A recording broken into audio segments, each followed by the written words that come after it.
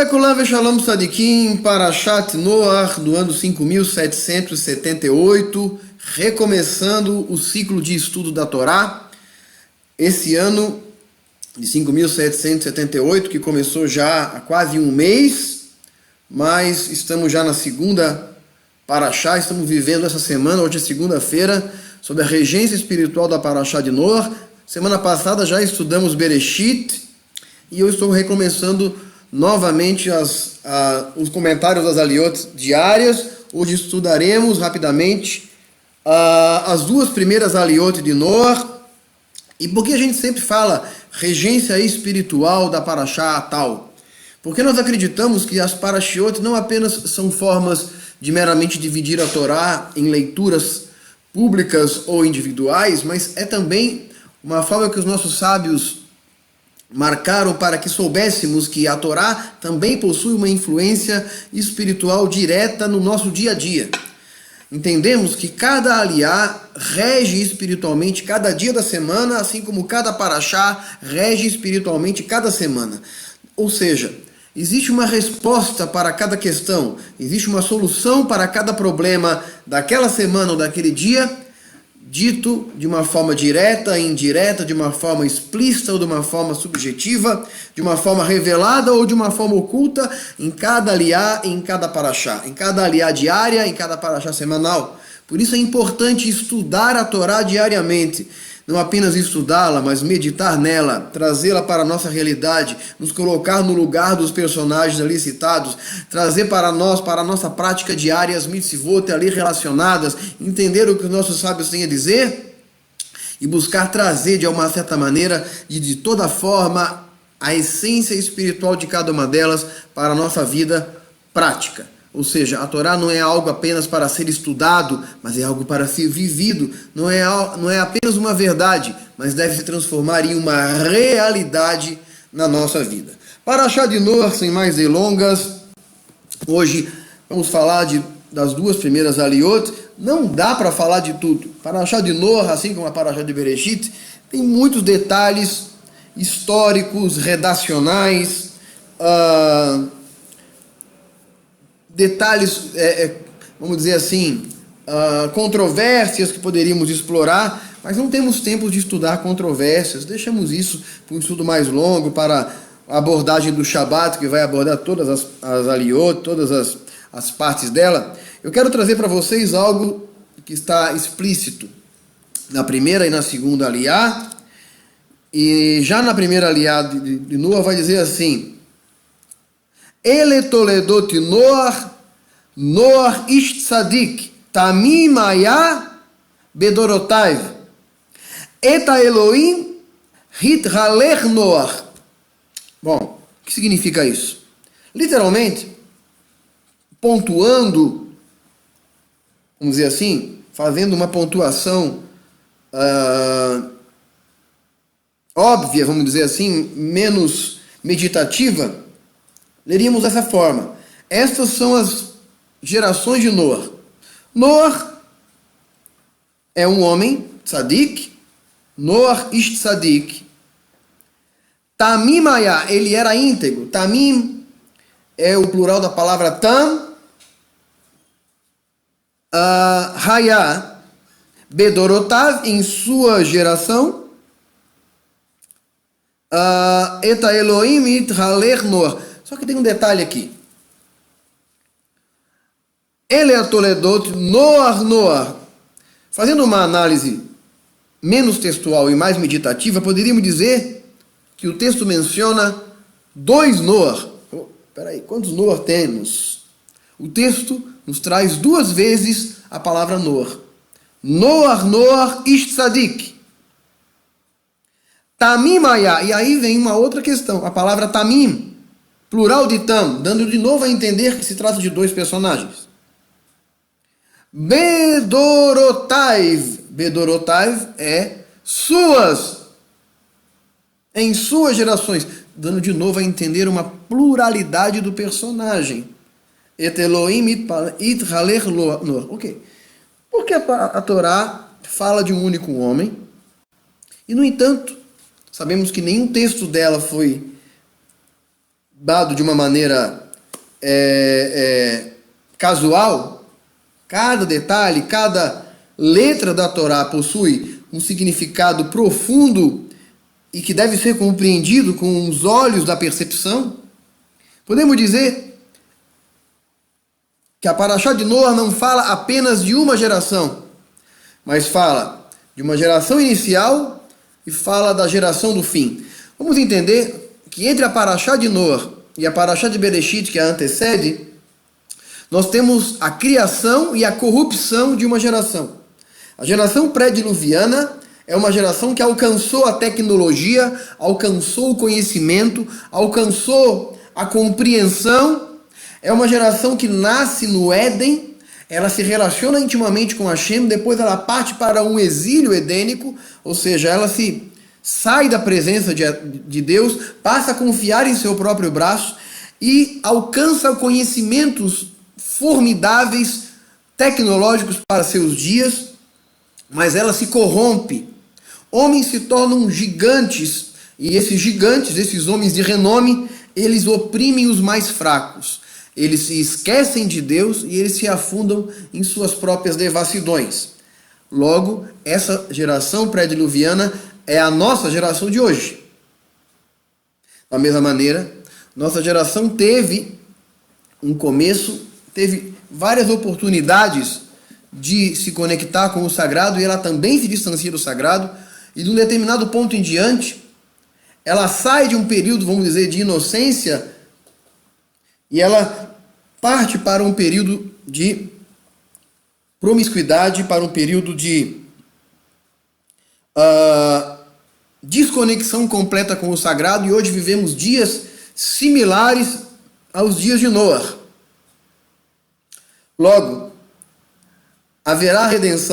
houve redenção para os dias de Noah, há redenção para os dias de hoje. Da mesma maneira que a sociedade de Noah precisou passar por um dilúvio, essa sociedade passará de novo por um dilúvio. Contudo, no final da Parashá de Noah, nós vamos estudar, na 7ª aliá de Noah, é dito que Hashem fez um pacto com Noah, colocou no céu o arco-íris, e através do arco-íris nos lembramos todos os dias que o vemos. Nós vemos uma brahá específica para ele, dizendo que ele se lembra de seus pactos, e o pacto é que ele jamais destruiria de novo a terra como havia feito. Nossos sábios vão mencionar isso e vão falar que, de acordo com o Zohar, os dias de Noah refletem os dias de hoje. E que no ano 5600 do calendário judaico, no ano 600 da vida de Noah, no ano 5600 do calendário judaico, a terra seria de novo inundada por um dilúvio, mas um dilúvio de conhecimento, cumprindo-se aquilo que está no livro do profeta Daniel, que diz que o conhecimento percorreria toda a terra, o conhecimento do Senhor estaria sobre toda a terra. E também é dito no livro dos outros profetas que naquele dia o conhecimento do Senhor estará sobre toda a terra como as águas cobrem o mar. Nossos sábios, lá do Zohar, vão conjecturar que no ano 5600 algo deveria acontecer. Lembrando-se que o Zohar, fazendo uma leitura convencional, vamos dizer assim, fazendo uma leitura racionalista da questão, podemos pontuar ele dentro do século XVI. Ou seja, mesmo para aqueles que não acreditam que a sua autoria seja de Shimon Bar Yochai ou de Avraham Avinu, mas ele surge no cenário histórico, judaico e secular do século XVI. Logo, ele teria feito uma profecia para cerca de 200 a 300 anos depois de sua redação, no mínimo. Bom, o que aconteceu no ano de 5600? Isso corresponde ao ano de 1840. No fim do século XIX, 1840, segunda metade do século XIX, fim da primeira metade do século XIX, nós temos a expansão daquilo que nós conhecemos hoje como o movimento da Hassidut. A Hassidut surge no fim do século XVIII, se estende ao início do século XIX, Em 1840, a Hassidut está no seu auge. E em 1840 também está no seu auge a Revolução Industrial. Olha, então vamos ver novamente.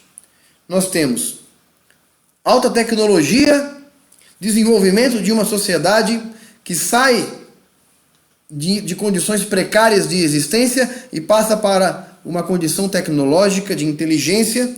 E desse tempo para cá, nós temos aí pouco menos de 200 anos, temos pouco mais de 100 anos, para falar a verdade, pouco mais de 100 anos, 120 anos. É irreconhecível a sociedade. Temos aí uma sociedade que saiu da carruagem, da carroça, e uma sociedade hoje, 120 anos depois, com a internet, com dispositivos como o smartphone, coisas do gênero, que sequer podiam ser imaginadas naquela época.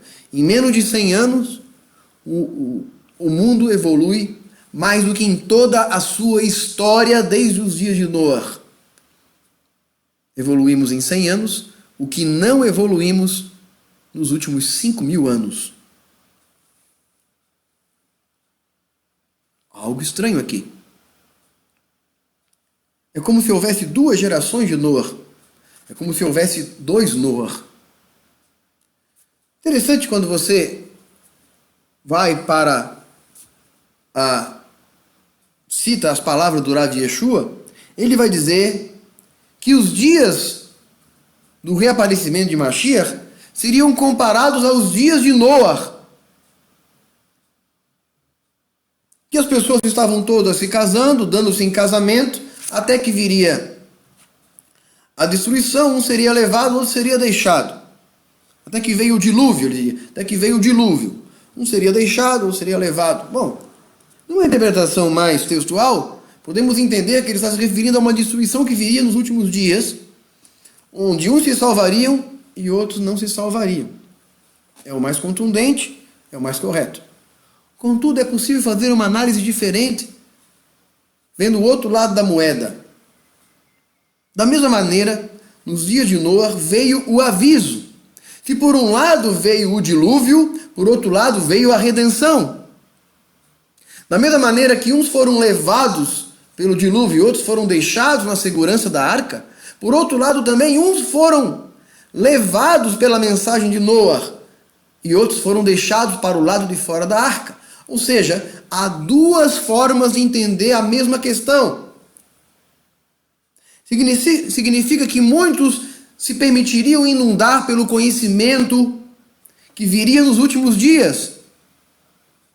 O dilúvio não é apenas um sinal negativo da destruição, mas é também uma metáfora da inundação do conhecimento do eterno que viria sobre a terra. Logo, a mensagem de Noé, ela se repete. Há uma reprise dos dias de Noé nos dias de hoje. Estamos vivendo a reprise dos dias de Noé. Por isso diz, Noé, Noé. Há uma geração que sobreviveria, mas não apenas sobreviveria, mas levaria consigo animais puros e animais impuros. Significa uma mensagem que atingiria todas as classes de pessoa. A mensagem de Noé, ela salva os animais puros e os animais impuros. Da mesma maneira que a mensagem de Mashiach, ela deveria se salvar e trazer redenção, primeiramente ao povo de Israel, de suas situações momentâneas que viviam em sua geração, mas também se estenderia a todos os povos. E todos encontrariam a salvação e a conexão com Hashem através das suas palavras. E quais são as palavras de Mashiach? A palavra de Mashiach não é outra coisa senão a própria Torá. Sua mensagem é uma mensagem de redenção. Quando vemos que a Hassidut, ela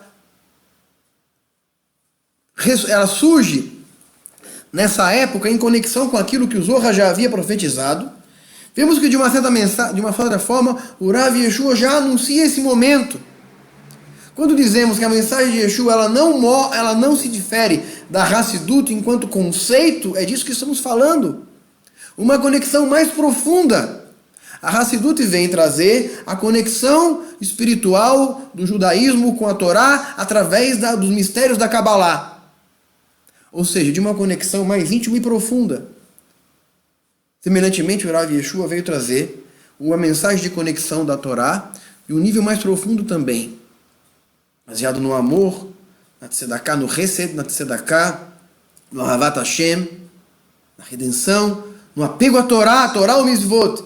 Mas não apenas Torá ou Mitzvot no seu nível literal, mas Torá ou Mitzvot em seu nível espiritual, trazendo a alma da Torá. Há uma conexão aí, há algo interessante a ser analisado.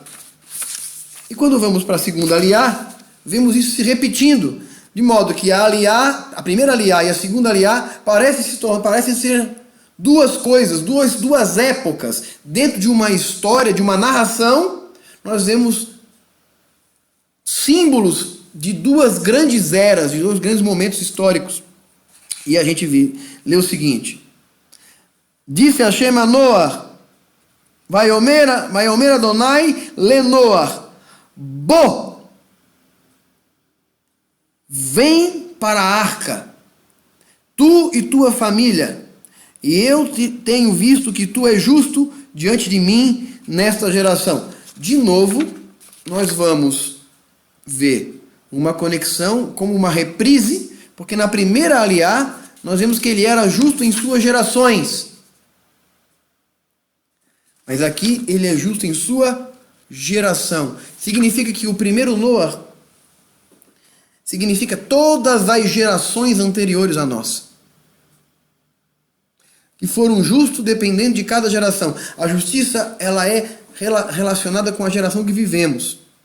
Talvez Noah não fosse considerado um tzadik nos nossos dias, mas para os seus dias ele era um tzadik. Dizem assim os nossos sábios.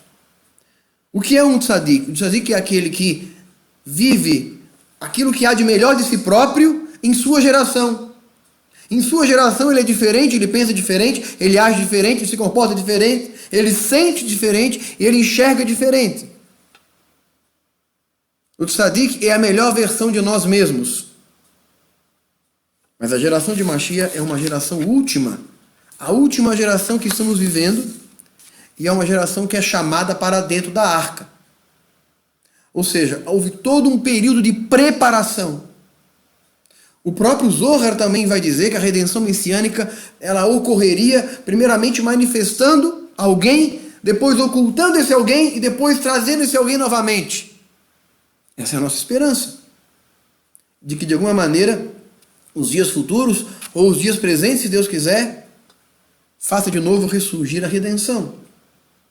Reprisar os dias de Noah, viver essa reprise, viver novamente os dias de Noah, é a missão de cada um de nós hoje. Noah nasceu já com o objetivo de trazer redenção à sua geração, trazer consolo. Seu nome, Noah, significa consolo. Portanto, é hora do cumprimento profético do texto do livro do profeta Isaías, capítulo 40, que diz: Nahamu, Nahamu Ami, Yomar Eloheichem. Consolai, consolai o meu povo, diz o vosso Deus. Falai benignamente ao coração de Jerusalém, e diz-lhe que já é fim do tempo de sua milícia, e que já receberam em dobro da mão do Eterno por todos os seus pecados. Voz do que clama no deserto, anunciai o caminho do Senhor. A Parashá de Noah está relacionada com o consolo de uma geração. E o que é o consolar uma geração? É trazer de novo essa geração para a redenção. A Parashá de Noah não é uma Parashá de má notícia, é uma Parashá de boa notícia. Que o Eterno nos ajude a discernir essa conexão e transforme ela para todos nós. Que o Eterno abençoe a todos. Shalom lekulam, ve shalom sadikim.